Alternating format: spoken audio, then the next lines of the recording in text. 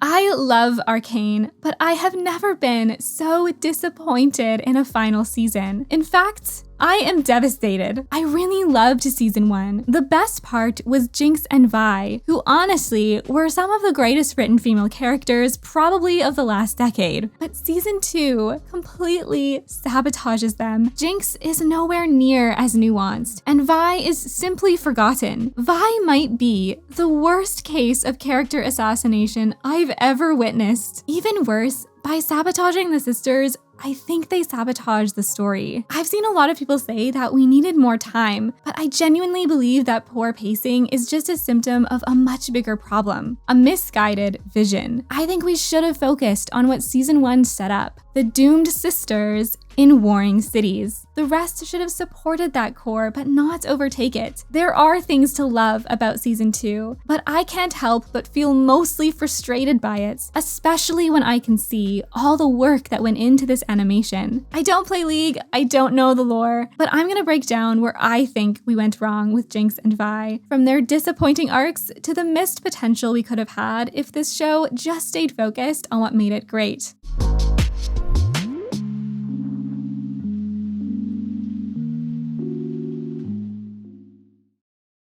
Out of the two sisters, Jinx is the better written one, but she's really frustrating in season 2 because she has a fantastic setup, but her character isn't explored nearly enough given how nuanced she is. And this makes her ending 10 times worse than it is on its own. Given the bomb she launched at the city, she's a wanted criminal and in hiding. She's aimless, disconnected, and wants to die. Her depression actually makes a lot of sense for multiple reasons. First, she's internalized her name. She is a Jinx who kills everyone close to her. She just unintentionally murdered her second adoptive father, Silco. Second, even though she chose Jinx over Powder, she's still haunted by her past trauma, this time by Silco and not her adoptive siblings. Third, Jinx has no one left to take care of her, and her self-worth depends on external validation. Lastly, Jinx lacks purpose because she's no longer following someone's plan, and she's definitely not gonna follow Savika when they both still annoy each other. I really love all of this. I didn't expect Jinx to become a chaotic villain. After all, Jinx sends this bomb to solidify her identity and probably to honor Silco, not to start a war. The problem is that every single one of these complex themes is explored way too simplistically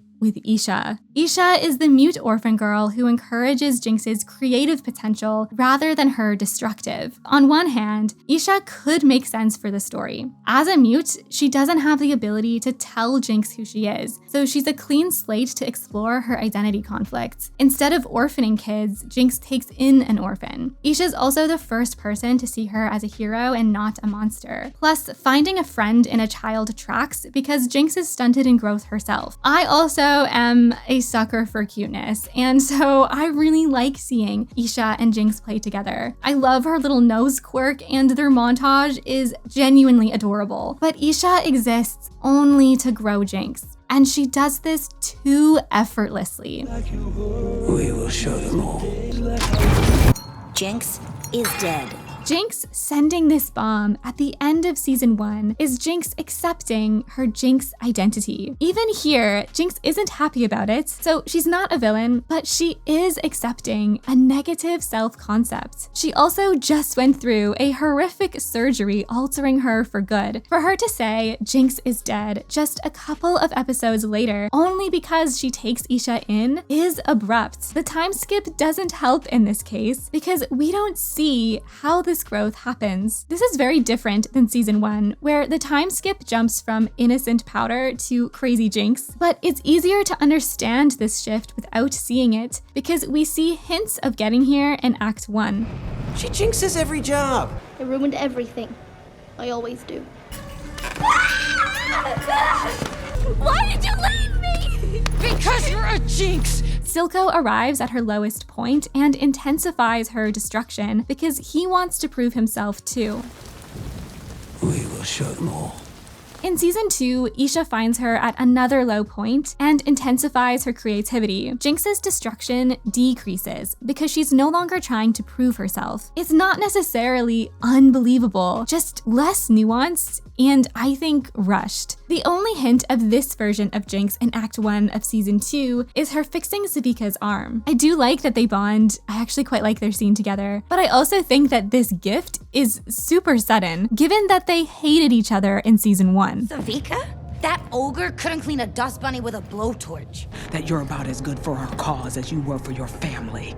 Again, Jinx isn't a villain, but given her bomb statements, plus her severe depression, we should see how Isha helps her heal. But even then, I don't think Jinx even should heal this much. Jinx has a severe identity conflict pushing her between good and evil. Now, instead of choosing between Powder and Jinx, she's questioning her nature. Is she naturally a destroyer? But this conflict is caused by significant trauma that shouldn't be so easily erased. And I just think it undermines how complex she really is. In Season 1, Jinx's identity conflict is portrayed so well. Her flashbacks of Vi are really conflicted. Her fear of her past mentally blocks her. She constantly tries to prove herself. Her duality, which is her potential to destroy or build, is symbolized by the gemstone, magic that can either power weapons that kill or tools that make life better. Her personal identity is symbolized by shattered mirrors because she is mentally fragmented. In the Season 1 finale, her identity hinges on the acceptance of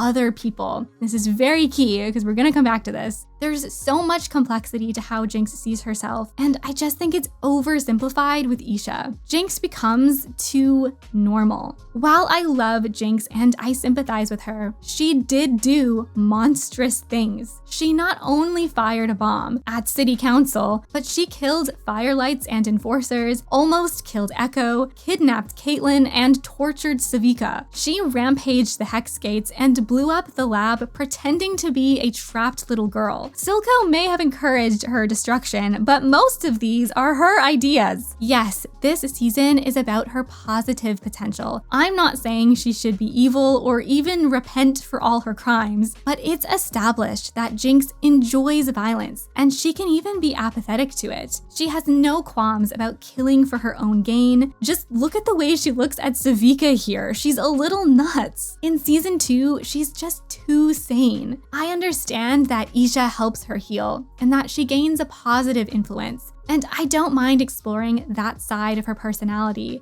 I just wish Isha made her morally gray and not totally sympathetic and non-psychotic. Jinx does commit heinous acts in Season 1. She is mentally damaged. Jinx isn't a hero or a monster, she's both. The Council, or at least Jace, also wanted to bring her to justice before her bomb, and it's so disappointing that all these other touch points of her destruction are just never revisited. Isha's also a problem because she only exists to grow Jinx. This means that she's a plot device and not a character. Plot devices aren't always bad, but for one to be responsible for almost all of a main character's growth is so disappointing, especially when there is such eloquent writing for the same thing in Season 1. Isha does for Jinx what Silco did for Powder, encourage potential. But Silco is an actual character that drives several areas of the story. His cycle with Vander, vision for Zahn, shimmer ploy, all Isha does is make people think Jinx is a hero. She has no real goal or conflict. She has no relationship with Sevika or even Vi or Vander. Every character in Season 1, even the side characters, are complex.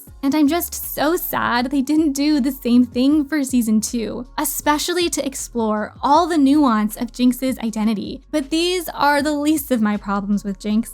Like I said in the beginning, the biggest issue with Season 2 is straying from the sisters. Vi and Jinx are the heart of this story. Or at least they should be. Their strange relationship mirrors the warring cities, rich Piltover versus poor Zahn, but they are caught in a cycle of violence. It's the same cycle as their adoptive fathers. At the end of Season 1, Vi betrays Jinx by working with an enforcer, the same people that killed their parents. This mirrors Vander's betrayal to Silco when he gave up on their revolution to protect the girls. Jinx choosing her name is a rebirth. It parallels Silco's rebirth in the Toxic River. And so, the question for Season 2 is, will the sisters repeat the cycle? Will there be a Warehouse Part 2? And in turn, will Piltover and Zahn remain increasingly divided? This is such a great premise. Truly it is genius. I still think about it. So what happened to it?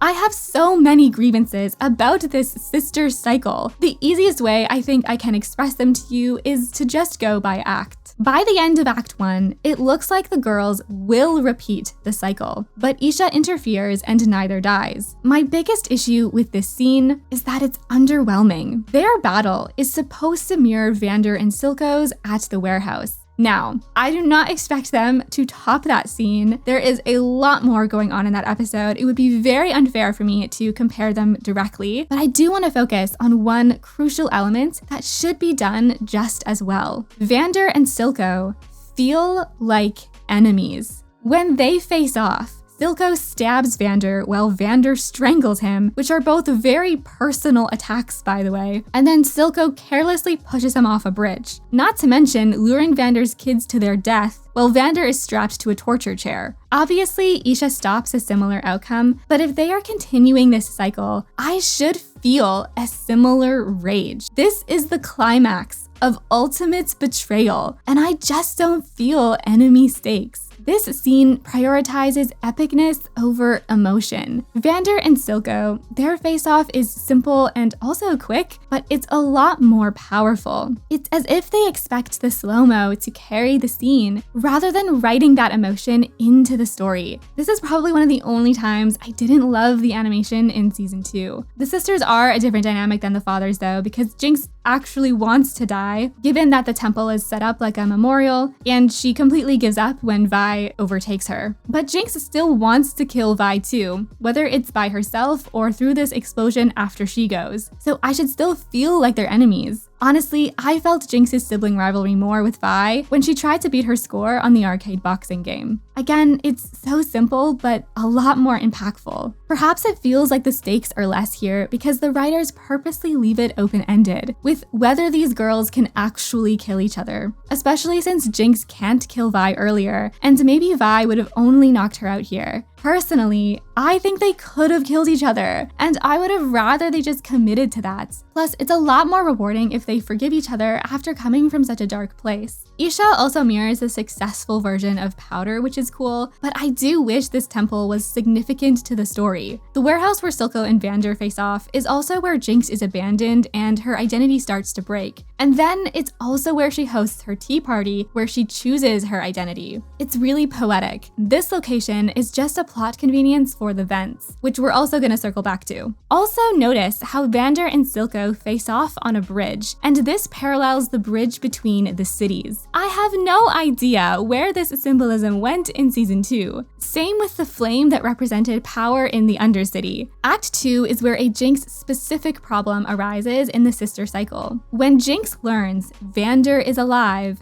she goes back to Vi way too fast. The last time they were together was to kill each other. We should see Jinx struggle to go to Vi because she should still feel betrayed, regardless of the downward spiral that Vi is in, regardless that Vander is their father. Are they still sisters? Jinx only watches Vi from afar, and we have to interpret all the heavy lifting Isha has done to shift her mindset. Like how she teaches Jinx about second chances by not killing the bug. When Isha's captured, Jinx starts to understand Vi's protectiveness over her younger self, that sometimes you are too young to help, and maybe Vi was right to leave her behind all those years ago. But none of this is explored enough for Jinx to so quickly go back to her traitorous sister. She is not the forgiving type. Do you remember what she did to Savika and Silco? I like that Jinx says it's a do-over. We can do it together this time, but it's still jarring. Jinx's decision is a major crack in the cycle question of the entire show, and she pops in like it's nothing. Contrast this to her lighting that flare. It's a decision that also brings the sisters together, although it's the opposite emotion, but there is so much buildup and weight behind this moment. At least Vi's reaction is sensical, because she almost does kill her. And despite no buildup, I did actually quite like how this scene played out, with Jinx almost feeling like a hallucination. I do love the emotional moments of the sisters reconciling. I loved a lot of scenes in the tunnel, and of course this hug is so beautiful. I mean, how can you not love this moment? I like that they vent their frustrations and bond over the past and family. They never apologize, but they don't need to. I just wish we built up to this over time, which we should have done because their relationship and this cycle is the core of the show. Because by the end of Act 2, the cycle is broken. Yes, this is not the cycle breaking,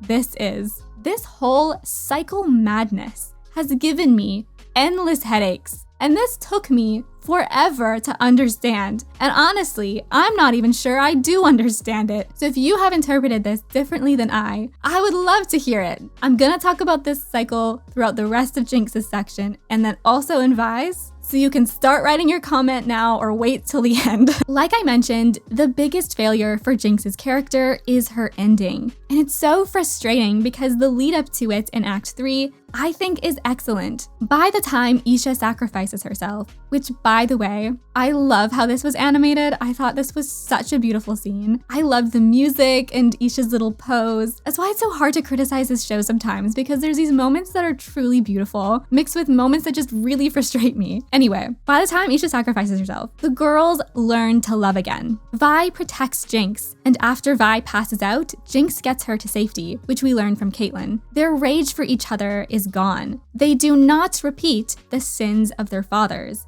The cycle is broken, at least for now. So why then does Jinx later say that she's going to break the cycle? Jinx thinks that her curse is repeating the cycle of violence, but she's mentally crumbling, so she's framing it incorrectly. Jinx believes that she caused Isha's death, because everyone that gets close to her dies. But this is a lie. Jinx did not kill Isha, unlike she definitely did to Silco, Milo, and Clagger. Isha sacrificed herself on her own terms. Hi, this is me from editing. I must add a very crucial piece of information that I have since learned. Essentially, the intention was that Jinx does kill Isha. Isha is emulating Jinx. She sees Jinx as a hero, and she sees Jinx fighting off bad guys using violence. So that's what Isha decides to do in this instance. With that thinking, Jinx does cause Isha's death because Jinx influenced Isha. Now, while that might be the intention, I still maintain that I don't like this because this isn't a direct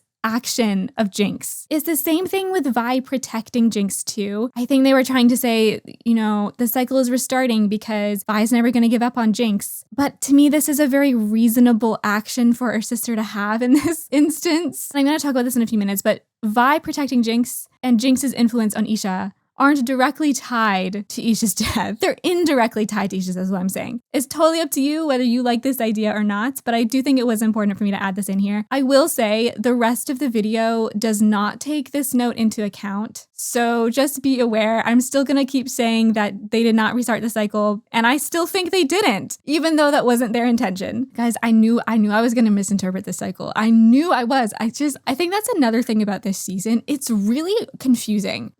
I don't talk about this. Sorry, I'm going off on a tangent now, but I don't talk about Victor or Vander and Jace at all in this video, but I found that plotline to be so confusing. With season 1, it's so complex. This very intricate, it's very detailed, but I understand the story. And then you go back and you're like, wow, there's all these extra details and layers and everything. Whereas this one, it's just immediately a complete puzzle that you have to put the pieces together. And it's there's no map on how to do it. Anyway, with that, carry on with the rest of the video. Her conversation with Silco, which is essentially herself because this is a hallucination, says that killing is a cycle. We are imprisoned to our identities. The cycle ends when you walk away. Jinx is a prisoner to her Jinx identity. She thinks, I caused the cycle of killing. Let me remove myself, walk away, to make the world better. This is why Jinx locks Vi up when Vi tries to rescue her. Jinx doesn't believe she's worth saving. Vi should be with Caitlyn because Jinx only destroys. And also, she's probably thinking that had Vi not protected her, she could have saved Isha. But again, Jinx is not directly responsible for Isha's death. So Jinx escapes, the mirror breaks because she's mentally broken, she sheds her Jinx hair and burns her past, she strips away everything because she's nothing, or so she thinks. This whole part is so sad, but it's really excellent, I think. It's very emotional, I love the music that plays. It ties in all her identity problems that are set up from the beginning. Yet we go from this to this with just one line from Echo in between. Her entire arc occurs off-screen, and this is a crime. This whole time, Jinx cannot see the potential others see in her. Silco loved her flaws. Isha saw her as a hero. Vi sees her as a sister again. Savika even thought she had potential. Even Victor talked about how she could build. Even in the alternate universe, Jinx consistently underestimates herself. Jinx's question is not, is she worthy of love? It's, can she love herself? How does she accept, or at least start to reason, all her conflicting identities? That she is a monster and a hero? How does she shed her cursed self-concept, or does she? Especially when people are always telling her who she is. Who does Jinx think she is? I like that Echo says, no matter what happened in the past, you can always build something new, someone worth building it for, and clearly she chooses to live for Isha, but we know that Jinx dwells on the past. She only lived in the present with Isha. So how does Jinx live for the future? I think this is pretty important to understand. Plus, she's apparently always with her sister now, but a couple of days ago, she believed Vi could only be happy without her. It's significant that Echo saves her and not Vi, and I need to see how. Especially when they last met, she tried to kill him. I think they expected these visual clues to be enough, but I need to see story too. Jinx's essential growth shouldn't be left to interpretation, and it's just so painful given all the thought that went into building up to it. I heard this scene was originally supposed to be longer, and they did record extra dialogue for it. I hope they release the director's cut one day because I genuinely think we need it. Not to mention, Jinx joins forces with the Firelights, who she massacred in season 1. Sure, she may have broken them out of prison, but it's just not rewarding to see them fight together because we never see how they reconcile with each other or if they're just working together begrudgingly. We needed to explore these faction relationships to tie off the points we set up in season 1. If you don't, the payoff just isn't satisfying, and I want it to be. But it's not over yet because we also have Jinx's confusing sacrifice. In a twisted moment of fate, Jinx sacrifices herself to save Vi. On one hand, I like the act of love for her sister. This girl, who has destroyed so much, finally repays what Vi tried to do for her. She saves a loved one, successfully this time. But her ambiguous death is problematic. Jinx doesn't die. This isn't a real sacrifice. This is essentially confirmed. There's the Jinx writing at the ends before the credits. Caitlyn looks at the vents she could have escaped out of. There's a shot of the airship that she mentioned wanting to ride in the beginning of the show. And I'm pretty sure the interviews of the voice actors and writers have essentially confirmed that nope, Jinx is still out there. So she's not dead. First of all, Jinx jinxes her sister by not letting her know she's alive. This is such a burden to Vi, and we're gonna unpack why this is an awful ending for her in her section. But essentially, there is no reason why Jinx has to end the cycle by making Vi think she's dead. Neither of them restarted the cycle of violence. And you might say Jinx leaves so that Vi can choose herself because Vi can't give up on family, but this isn't true. And we're going to unpack this later. And if that's not enough, Jinx is accepting that she's a burden to Vi, that Vi can only be happy if she's dead or thinks she's dead. And she's supposed to grow out of this with Echo. I think. We'll never know. I think Isha's death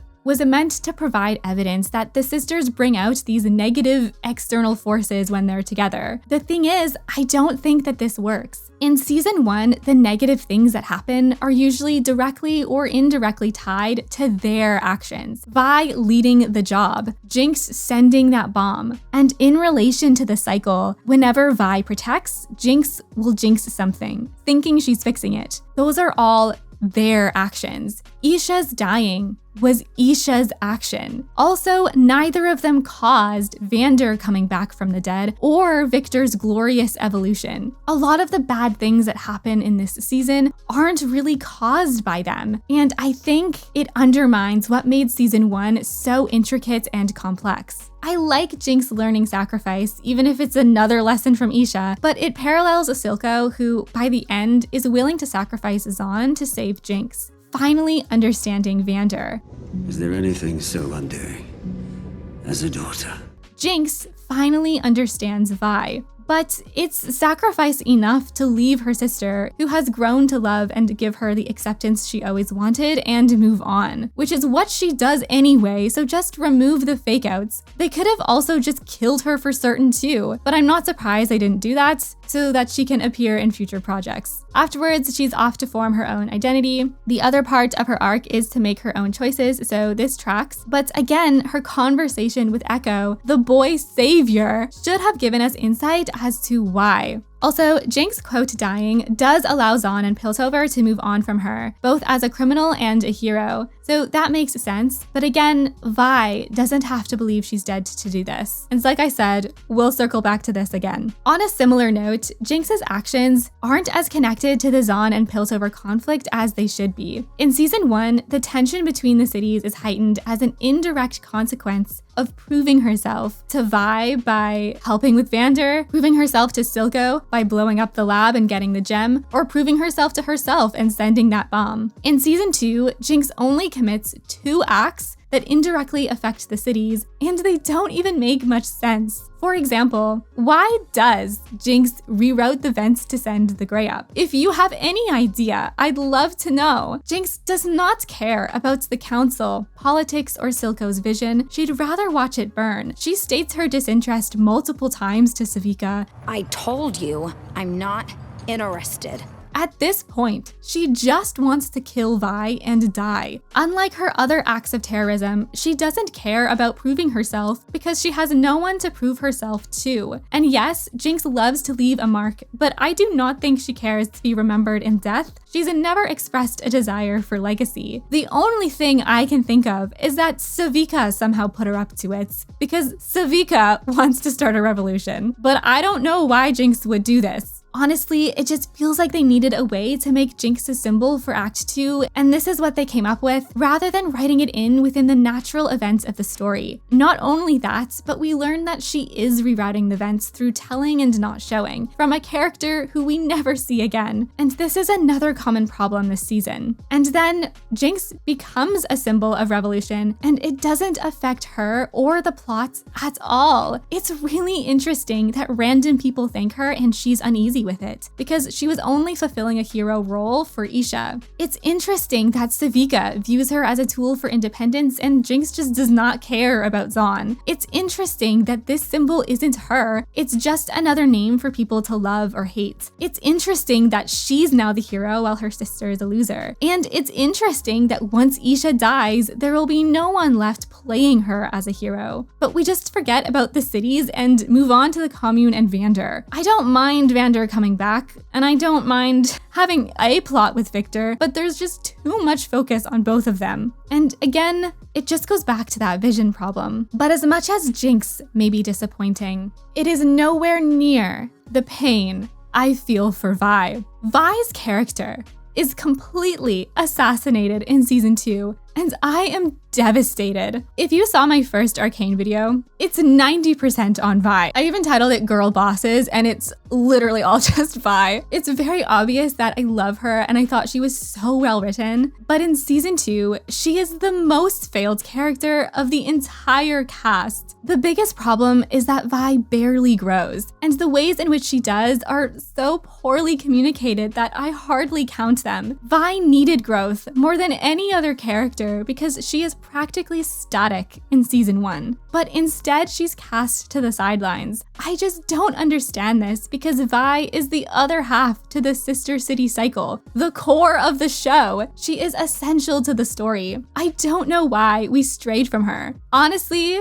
like this video if you agree, because if an employee is watching this, we really need to send them a message. Vi's first failure is that we forget her crippling guilt complex. And this causes problems for the whole story, but in the first act, this means that a lot of her actions are poorly justified. From the beginning, Vi is way too calm about Powder's death and Jinx's bomb. Let me just remind you about Vi. Vi spends the entirety of Season 1 trying to save her sister, her only driving force for 7 years in prison, and she fails. It's one more family member she couldn't save, on top of Vander, her adoptive siblings, and her biological parents. Not to mention, this is the 3rd time she's lost Powder, and this time, it's for good. As much as I love this funeral scene, I love the song, I love the way Caitlyn is animated, I like that we see Vi's sympathy for Caitlyn, but somewhere in this episode, we should also see Vi's headspace as it relates to her sister, given that the sisters should be the central story, and this is how we left off with them. But since Caitlyn's character overtakes Vi's, Vi is cast to the background. I don't need to see Vi grieve Powder, but we should see her festering guilt, because Vi is programmed to drown in it if she believes she fails to save others. It's a responsibility that's been instilled in her as an older sister and encouraged by Vander. Vander tells her that she is responsible for her siblings' actions. Whatever happens, it's on you. His dying wish is to protect Powder. And now her siblings are dead and Powder is gone. For all of season 1, she blames herself for abandoning Powder, even though it's not true. On top of all of that, in the season 1 finale, Jinx tells Vi that she created her, not Silco, which is what Vi has been thinking this whole time. Instead of fighting the monsters off like she promised, she made one in her sister that she was trying to save. How does Vi deal with that? It's a huge leap to go from nothing is ever gonna change that we're sisters to my sister is gone, which she says 3 times in Act 1, by the way. Powder's gone. My sister is gone. Done pretending you're my sister, you're not. Which is telling and not showing her mindset. To be clear, I am fine that Vi accepts Powder is gone. That's what this bomb solidifies. But I just need to know how she feels about it. There is no question that Vi should start to break in some way, although not fully because at least she still has Caitlyn, for now. The only implication of guilt for her sister's demise is Vi saying, I can fix this myself, and I'm the one who created the monster. But how is this not devastating? Why are we coming to terms with this in a comedic scene? Meanwhile, Jinx gets fantastic moments dealing with the aftermath of Silco's death. Now it's so quiet. What am I supposed to do with that? Caitlyn not only grieves her mom, but we see her festering vengeance for Jinx. But then there's Jinx laughing. These are scenes I really love. So why does Vi not get the same treatment? Join the Peanut Patrol.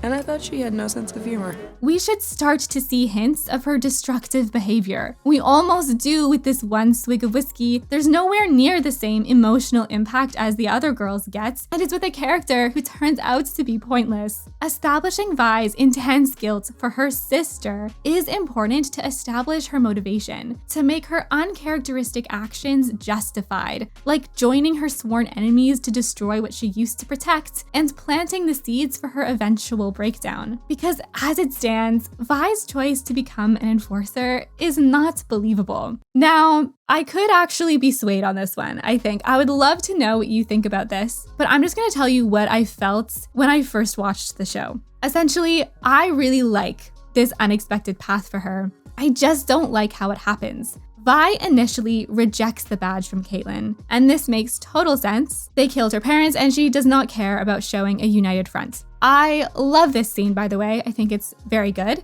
But for Vi to then accept this badge by the end of the episode, it just isn't justified. Vi enlists to protect Caitlyn. On one hand, now that Vi isn't protecting Powder, she must protect something. Her greatest fear is losing those she loves, and she just witnessed Caitlyn's near death. But Vi and Caitlyn are not together. Their last interactions in season 1 were Vi leaving her. She was so melodramatic about it, believing the two cities could never intermingle.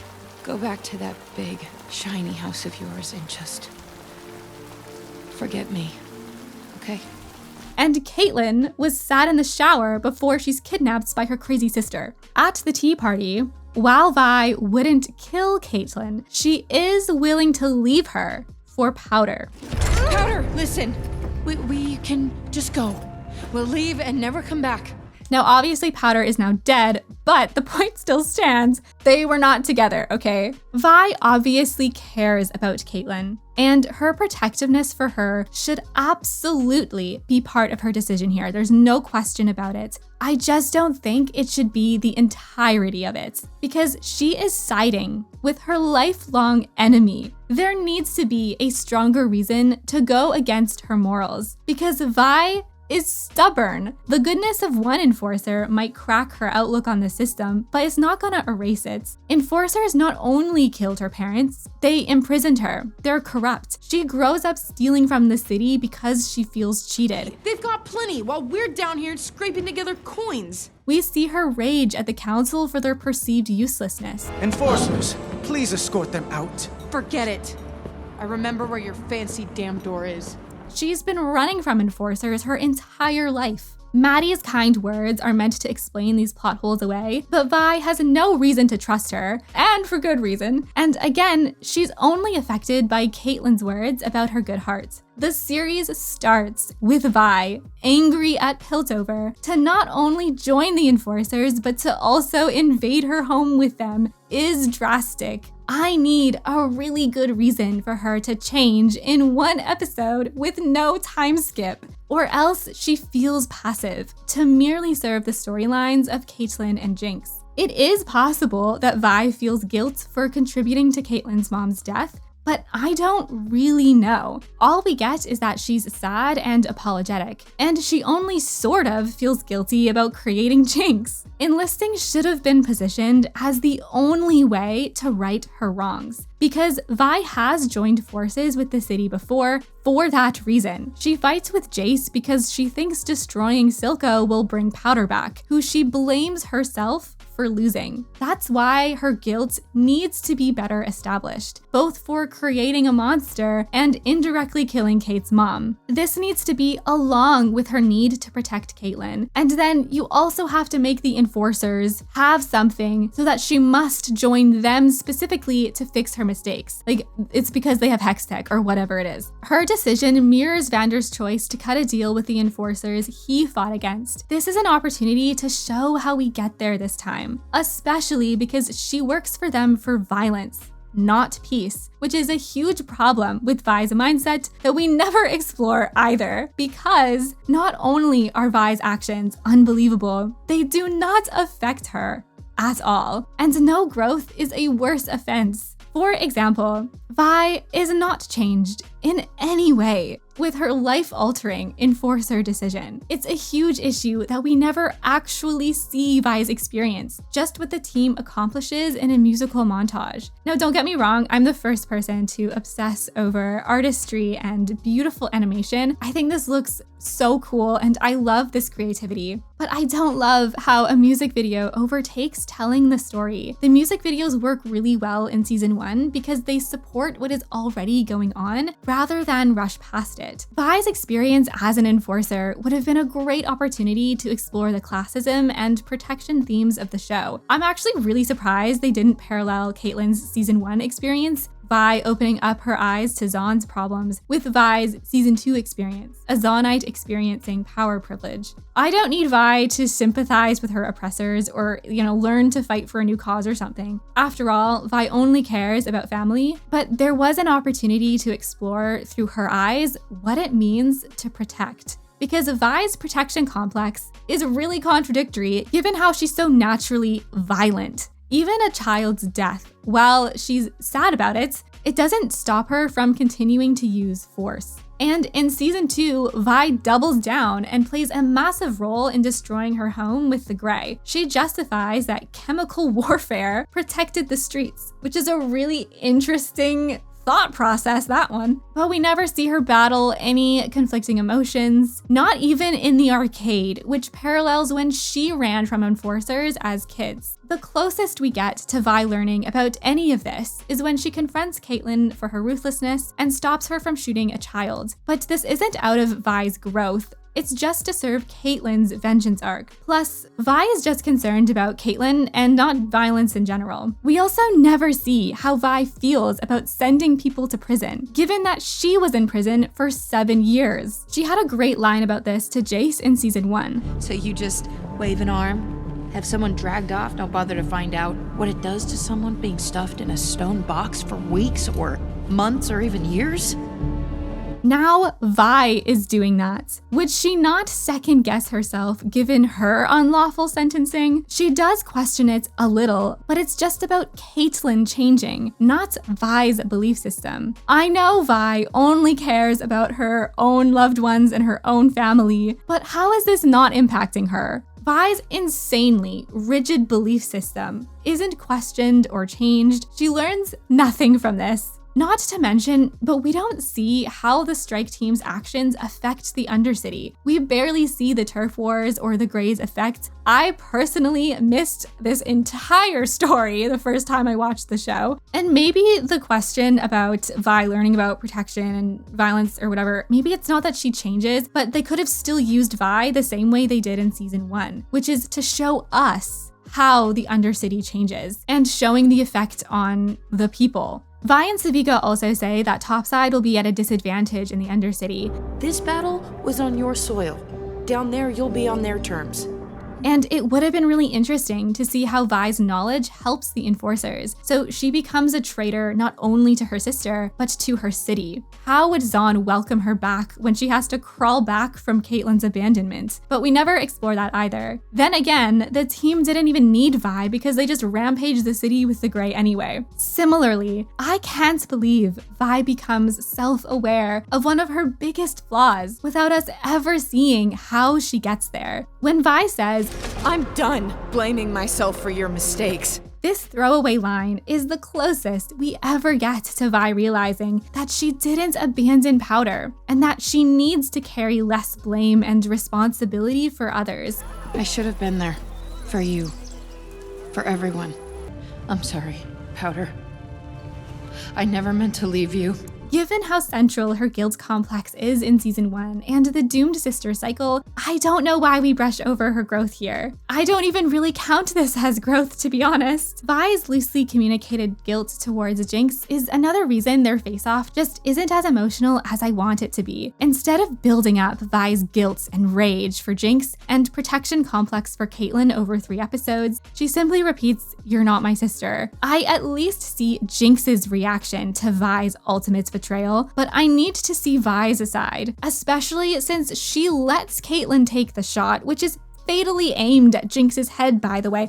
I thought they were going to capture Jinx, but I think at this point they both want to kill her. And Vi probably would have killed Jinx without Isha. The idea that Vi will always protect her sister isn't true if she believes Jinx is bad. Vi actually has a very black and white outlook on good and evil, only broken by gaining trust, which is something that we don't really explore either, and we'll circle back to that. This is why I like their fight in the tunnel a lot better, because at least we can see their motivations. Vi clearly distrusts Jinx, and Jinx is clearly offended by Vi. It's also just more grounded and simpler. I guess I just prefer that. I kind of liked seeing them fight as sisters versus enemies. But if that's not enough, Vi's pit fighter era also has no impact on her either. I love that Vi hits rock bottom after Caitlyn abandons her, mirroring Powder's abandonment. I love that with no one to protect, she spirals and embraces another uncharacteristic identity, an emo drunk. She latches on to the last piece of herself, which is her aggression. Finally, she gets some really great showing and not telling of her mental state. This montage was really fun, and I think this works. So why does it go nowhere? As established in season 1, Vi punches to solve her problems. Vander warns her of the consequences, mainly about hurting others, but what about herself?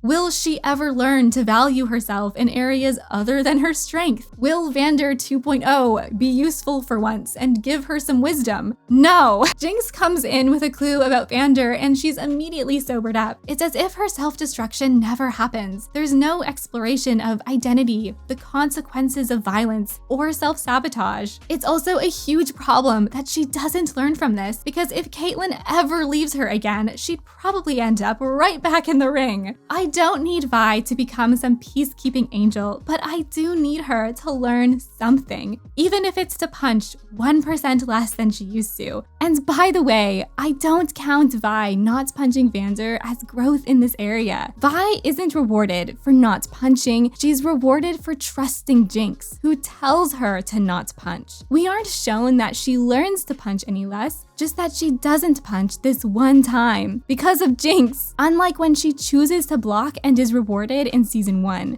Perhaps the best part of Vi's story is her reconciliation with family, because at least there's a little more time for it. Although I still don't think enough. I love the moment where she goes to comfort her sister but chooses her gauntlets, mirroring Vander's letter. Over time though, Vi does learn to accept Jinx, to trust her and to treat her as an equal. She learns that Jinx doesn't need protecting, but she still will protect her. Most importantly, Vi accepts Jinx and doesn't try to change her, which was her mistake in season 1. Ultimately, what Vi prioritizes above all else, even herself, is family. But this is problematic because as long as Vi doesn't see her loved ones as monsters, she'll always choose them over herself. And that is where Caitlyn comes in, and a whole other mess of problems. I must preface that I love love stories. Romance is not just about shipping, it is one of the best storytelling elements for character growth. It's just that 90% of the time, it's not done right, and so it has a garbage reputation. I was so hopeful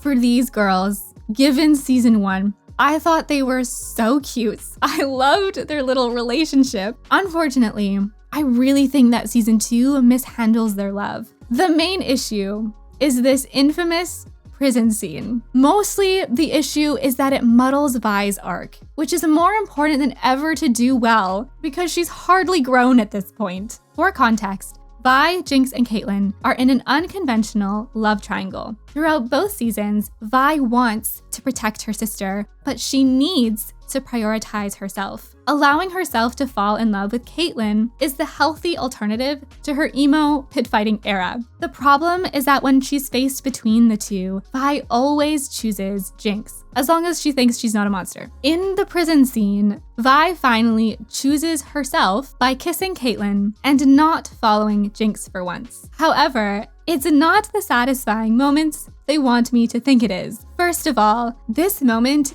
isn't earned. These girls do not get much time to bond this season. The best we get is Vi's hallucinations and their kiss. They fight a lot. You didn't think at all. It's her blood in your veins. One goose. Arrested? We'll never know, will we? In fact, a big thing we are missing this season is why they even work as lovers. They sort of balance each other. Caitlyn is the planner, Vi is the force, but this doesn't play out really anywhere in the story, not even in the final battle. They also don't learn much from each other. We need this in addition to their physical attraction, or else scenes like this run into fan fiction territory. And this is a really common trap that a lot of romance writers will fall into, which is simply writing lust. The beautiful thing about romance is the journey of falling in love. Any physical intimacy is the reward for getting there. If the reward isn't earned, it's not satisfying, which is what this scene ends up feeling like to me. All we get is Caitlyn's act of love. Caitlyn essentially let Vi free her sister, even though Jinx killed her mom, so she's choosing her love for Vi over her hate for Jinx.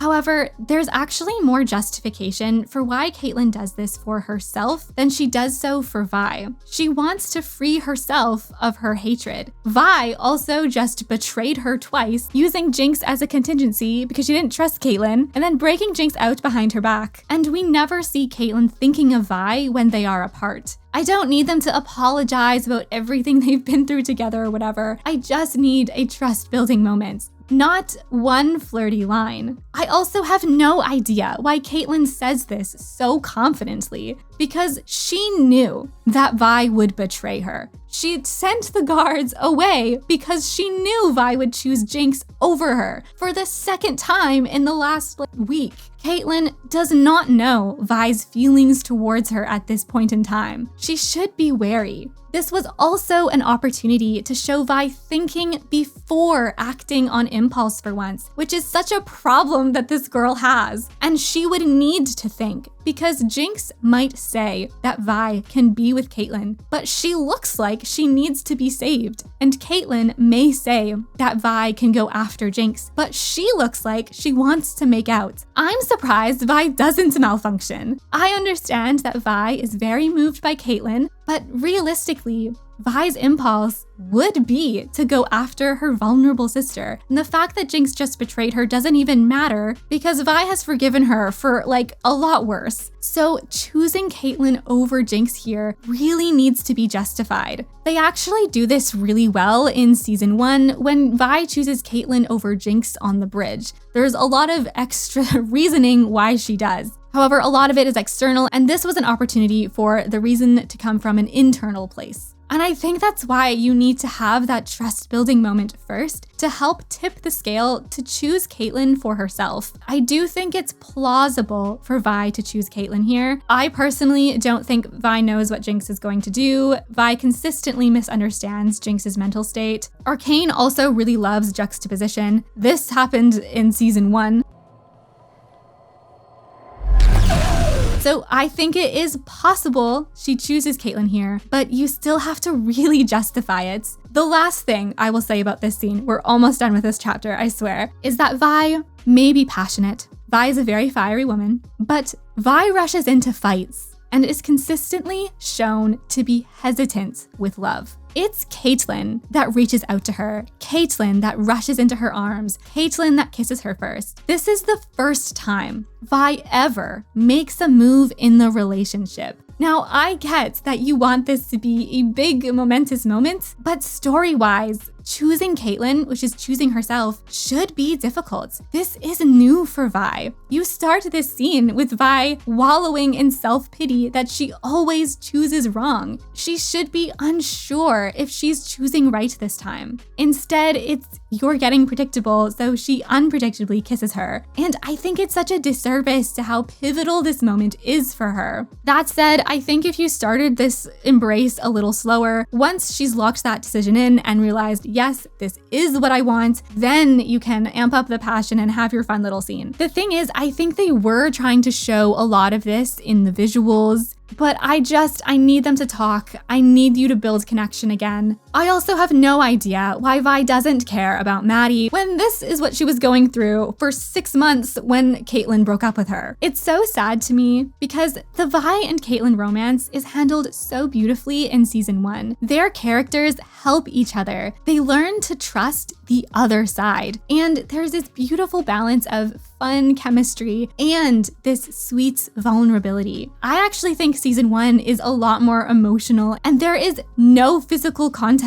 The closest we get is Caitlyn thinking about Vi in the shower, and it's not sexy, it's sad. It's also why I think the romance between Echo and Powder is better, and they only have 1 episode together. Which, by the way, I loved this episode. Whether it was the best use of time for the story, I don't know, but it's one of my favorite episodes of the entire show. So, like I said, there are things to love about this season. To give Caitlyn and Vi some credit though, I do actually really love how their first kiss is animated. I also loved their embrace in the beginning. They do have some beautiful moments, but just overall, the relationship really disappointed me.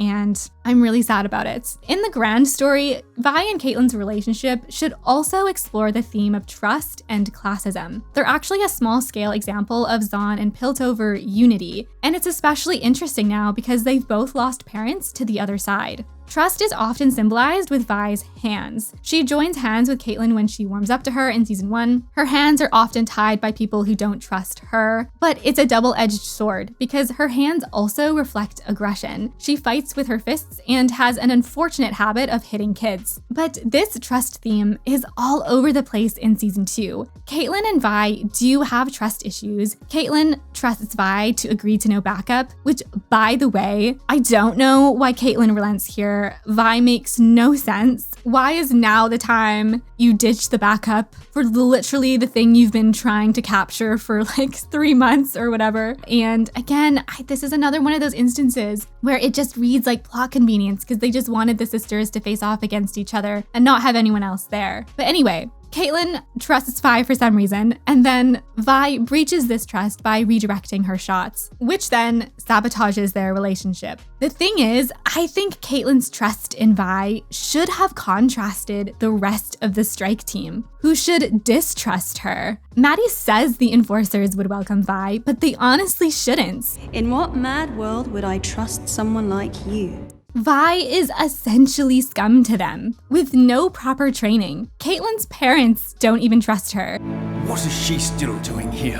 Who does Caitlyn think she is offering Vi a position? She didn't earn it. Again, Vi joining her enemy should reflect the tensions between Piltover and Zahn. And Vi should have mirrored this distrust back. Vi does not trust easily, unless it's her sister. I know you have your reservations about me. This only works if we can trust each other.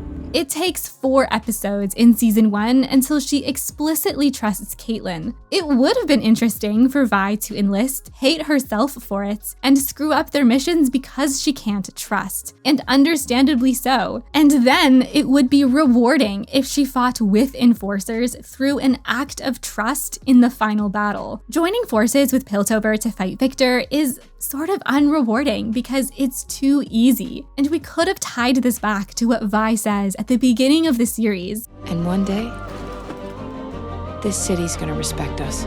If they fought together in a way that's earned, like through trust, they'd respect each other. And if Vi was distrustful to the city, this would make her capture for Mbessa actually logical. Because as it stands right now, Mbessa should not care about Vi. They have never interacted. She crowns Caitlyn queen after Vi leaves, and Mbessa has no reason to not trust her. She wants Vander, not Jinx. And since she doesn't know Vander is Vi's father, Vi isn't a threat. The argument that Vi is a distraction for Caitlyn does not make sense because Caitlyn is the least distracted girl on Earth. This girl has been obsessed with Jinx for 2 seasons. She's also hooking up with someone else at the moment. I know she's a spy for Mbessa, but the point still stands. Not to mention, Caitlyn trusts Vi way too quickly to go against Mbessa. For the amount of times that Vi breaches her trust, starting in season 1,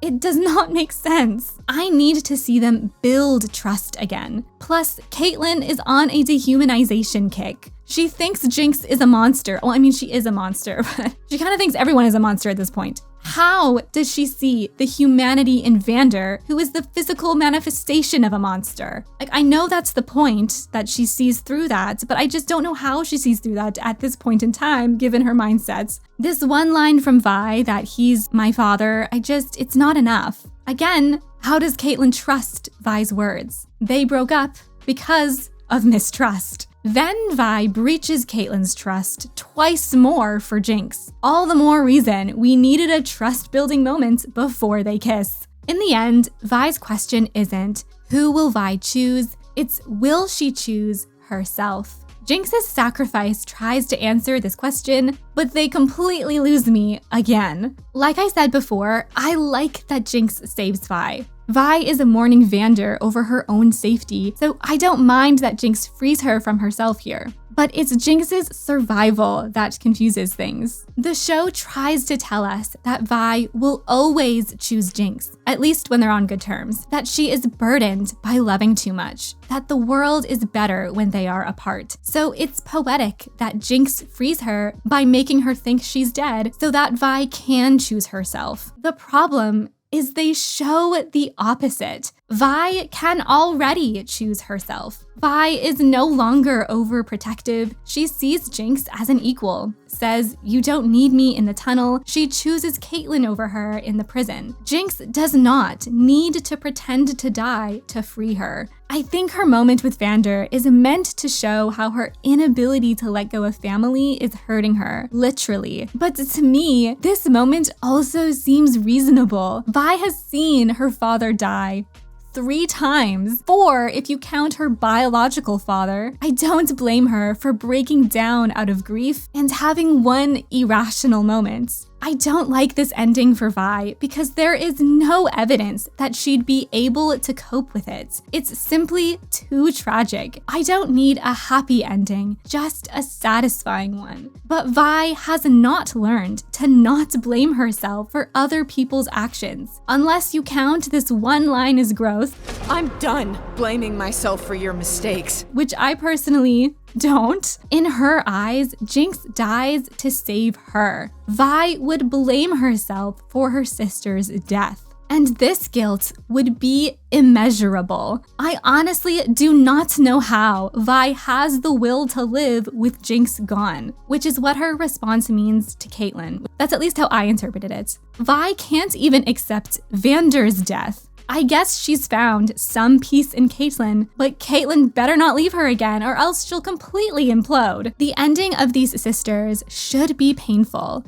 but it is already tragic that they must separate to be fulfilled. To me, the sister separation is not one of us must pretend to die so we can really live. It's about letting go of the past. Breaking free of the past is the cycle they both need to break. Jinx from her trauma and Vi from her guilt. We even see this in the alternate reality. Vander and Silco are happy, not because one of them died, but because they forgave each other. When they show Powder thriving, it is not because Vi is dead, but because Hextech was never invented as a result of her death. If Jinx is going to live anyway, I'd rather Jinx leave without a goodbye, but leave Vi a sign, which would still hurt, but at least Vi knows she's alive. The tragedy should be that she lets her sister go after she learns to love her again. Though she can never fully let her go because she is her sister after all. But she must know that Jinx isn't dead to choose not to follow, or just kill Jinx for real and give me some evidence that Vi wouldn't feel responsible.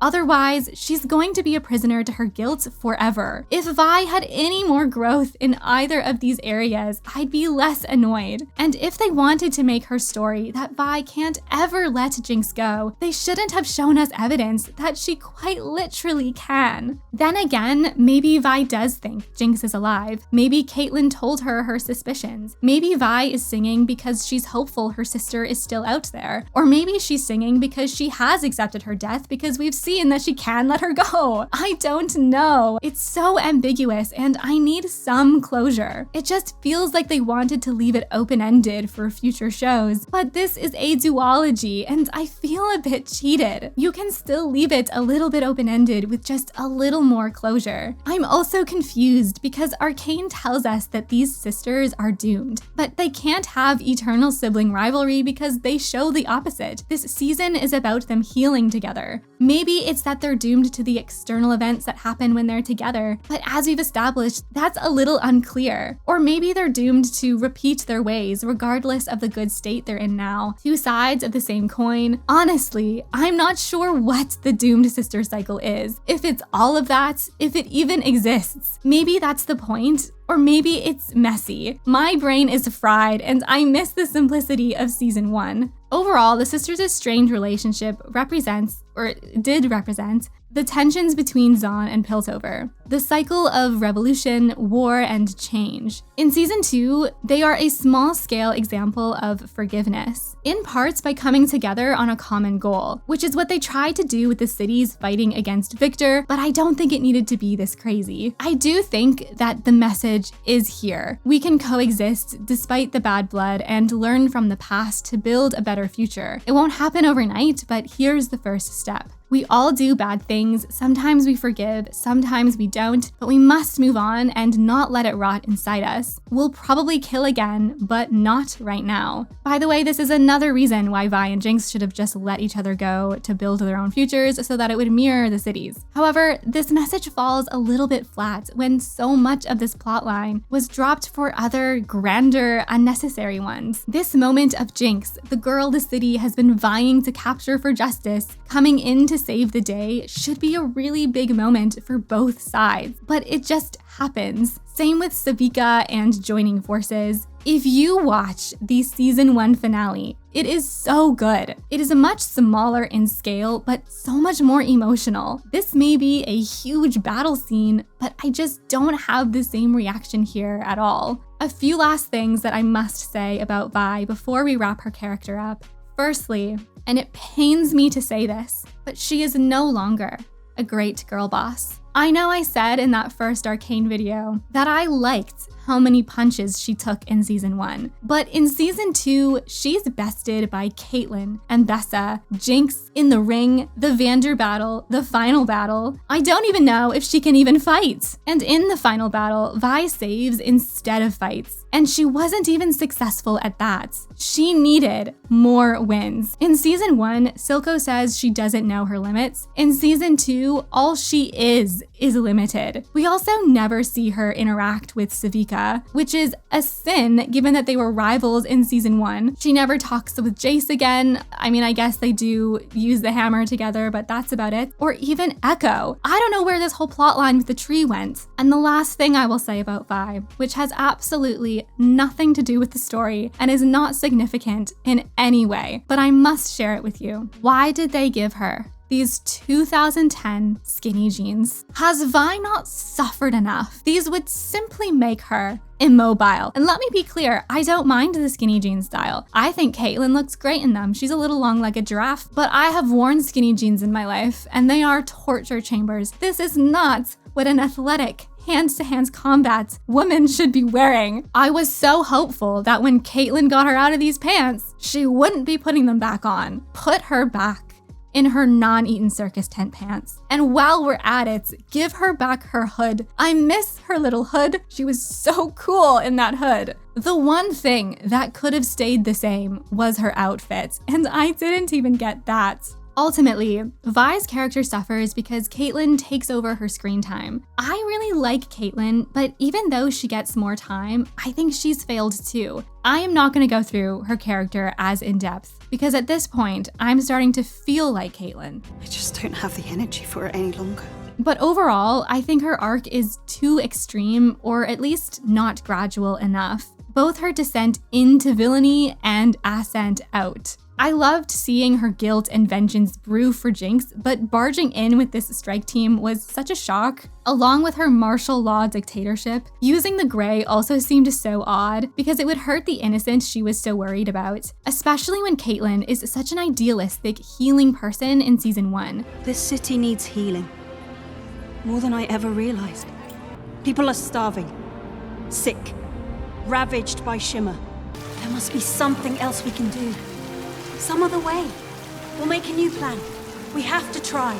She has a lot of empathy for the poor and struggling. I think it's interesting that her trauma changes her outlook. This season flips roles for everyone. Just think it's too quick. I also just miss her little innocent dynamic with Vi and her little, innocent facial expressions that she would make. Also, Caitlyn is the first to trust. We see this with Vi, who she honestly keeps trusting too much, but she should have learned the consequences of over-trusting with Ambessa. The world isn't as perfect as her privileged upbringing. But we skip straight past trusting Ambessa and go right into mistrust, which is another really quick switch. Caitlyn is also trying to live up to her mom's legacy, but in a very weird way. We hear her mom say, "The people of the underground deserve to breathe." Why is she going against her mom's life work when she's trying to avenge her? This whole scene, by the way, was incredibly confusing. I did not understand it the first time I watched it. I do really like her arc with Jinx though, going from dehumanization to not necessarily forgiveness, but she moves on, choosing love over hate. But who knows if the people will give her a second chance, given all her crimes. I also wonder how she feels about Jace's death, given that they were besties in season 1, and now he's obliterated. So I guess we'll never know about that either. I'd also just like to say that whoever came up with the name Caitlyn Kiramman, fantastic job. It's a great name. Also, Savika is really good too, who, by the way, also forgotten, she gets a seat at the table, and I don't know why, because no one in the Revolution followed her. She also never teams up with Vi, like I said. She teams up with Jinx, but then they never talk again after Act 2. And while we're at it, Ambessa's story was incredibly confusing. For someone who cares so much about family, she really didn't care when Mel disappeared into the unknown. It's all just about getting a weapon to defeat the Black Rose, and